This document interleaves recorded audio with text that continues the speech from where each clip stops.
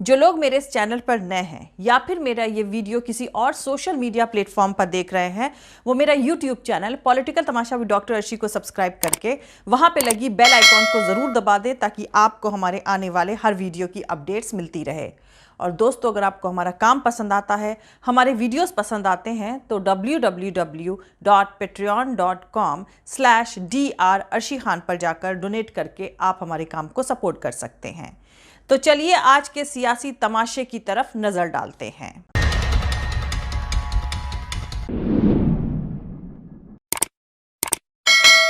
तो राहुल बाबा भारत जोड़ो यात्रा लेकर निकले हैं। विदेशी जर्सी पहनकर, विदेशी टी शर्ट पहनकर भारत जोड़ने निकले हैं।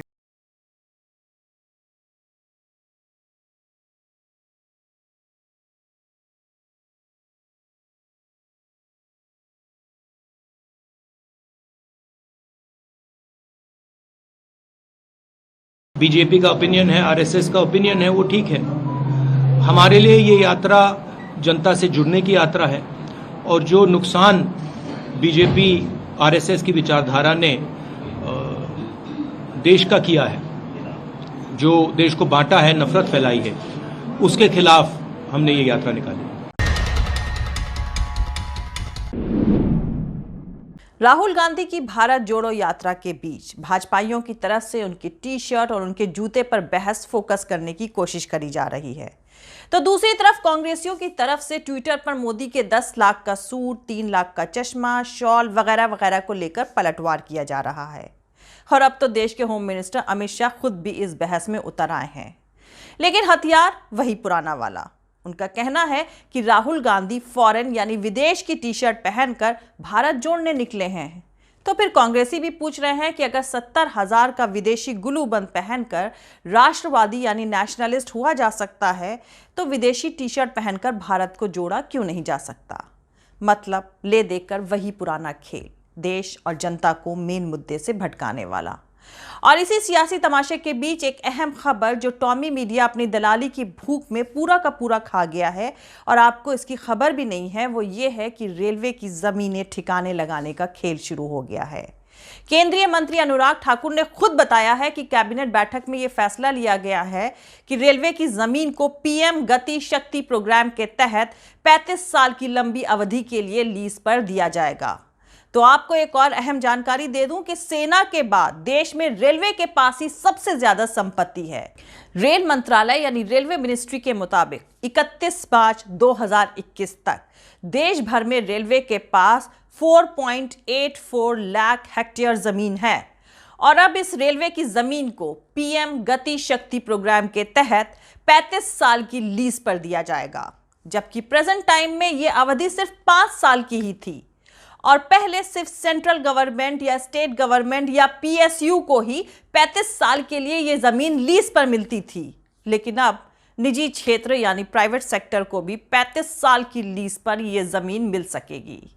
इसके पीछे का सियासी तमाशा तो अब आप समझ ही सकते हैं कि ऐसा क्यों किया जा रहा है।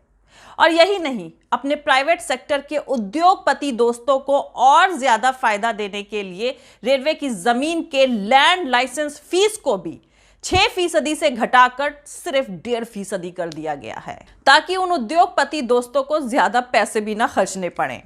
इसी के साथ रेलवे की जमीन पर सोलर प्लांट लगाने की परमिशन भी दी जा रही है। और जैसा कि आप सब जानते ही हैं कि अडानी ही रिन्यूएबल एनर्जी सेक्टर में सबसे बड़े खिलाड़ी हैं।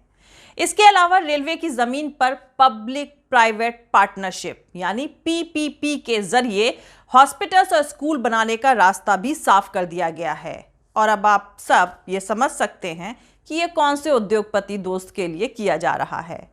और इससे एक और बात क्लियर हो जाती है कि इस पॉलिसी के तहत प्राइवेट सेक्टर यानी निजी क्षेत्र को रेलवे की जमीन पट्टे पर मिलने के दरवाजे खोल दिए गए हैं।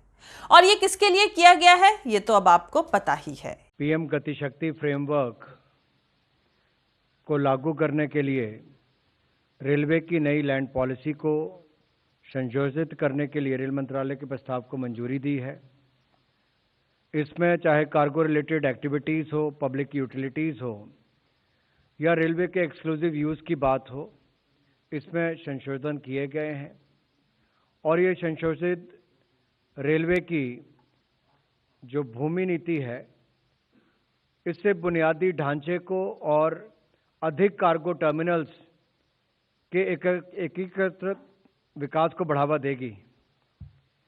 ये संशोधन प्रतिवर्ष भूमि के बाजार मूल्य के 1.5% की दर से 35 वर्ष की अवधि तक कार्गो के लिए और कार्गो से संबंधित जो गतिविधियां हैं उसके लिए रेलवे की भूमि की लॉन्ग टर्म लीजिंग का प्रावधान इसमें किया गया है।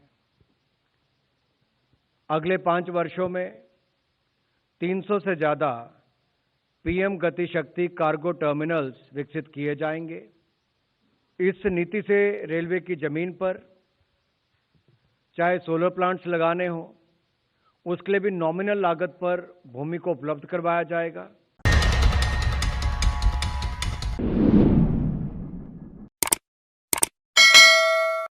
तो दोस्तों, इस सियासी तमाशे को आप सिर्फ 2 टूक सेंटेंस में ऐसे समझ सकते हैं कि कल्लू ने बाप दादा की जमीन बेचकर कार खरीद ली और फिर गांव-गांव घूमकर कह रहा है कि बाप दादा ने जो 70 साल में नहीं किया वो मैंने एक झटके में कर दिखाया है।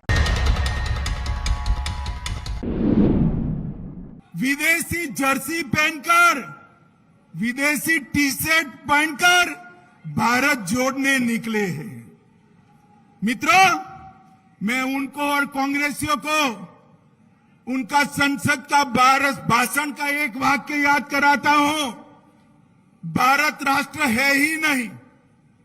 अरे राहुल बाबा, किस किताब में पढ़े हो? किस किताब में पढ़े हो? ये तो वो राष्ट्र है जिसके लिए लाखों लाखों लोगों ने अपने सर कटवाकर भूमि को लाल करने का काम कर दिया। ये तो ये राष्ट्र है जहां हजारों बहनों ने जौहर कर कर अपने आप को स्वमान के लिए और देश के लिए जिंदा आग में झोंक दिया, अग्नि कुंड में झोंक दिया।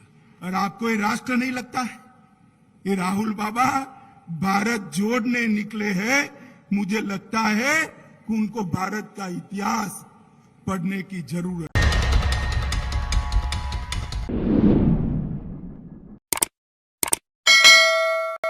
तो दोस्तों, मिलते हैं अगले वीडियो में किसी दूसरे नए सियासी तमाशे के साथ। जय हिंद, सत्यमेव जयते, अल्लाह हाफिज।